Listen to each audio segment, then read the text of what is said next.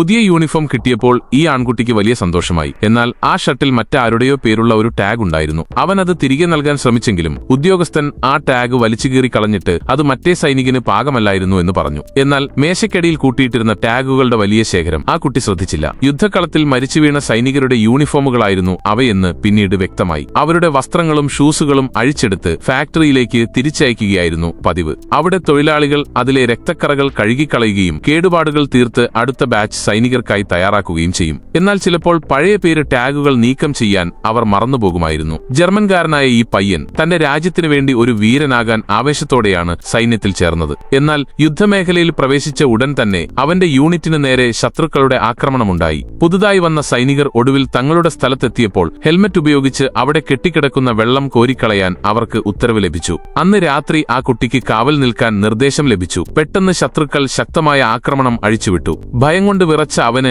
ഒരു ബങ്കറിൽ ഒളിക്കുകയല്ലാതെ മറ്റു വഴികളില്ലായിരുന്നു. സൈന്യത്തിൽ ചേരാനുള്ള തന്റെ തീരുമാനത്തെ ഓർത്ത് അവൻ അപ്പോൾ ദുഃഖിച്ചു. പിറ്റേന്ന് രാവിലെ അവിടെ മുഴുവൻ ശവശരീരങ്ങളെ കൊണ്ട് നിറഞ്ഞിരുന്നു. അപ്പോഴാണ് തന്റെ പുതിയ യൂണിഫോം എവിടെ നിന്നാണ് വന്നതെന്ന് ആ പയ്യൻ തിരിച്ചറിഞ്ഞത്. അതിനുശേഷം അവൻ ഒരിക്കലും ചിരിച്ചിട്ടില്ല. സബ്സ്ക്രൈബ് ചെയ്താൽ നാളെ കാണാം.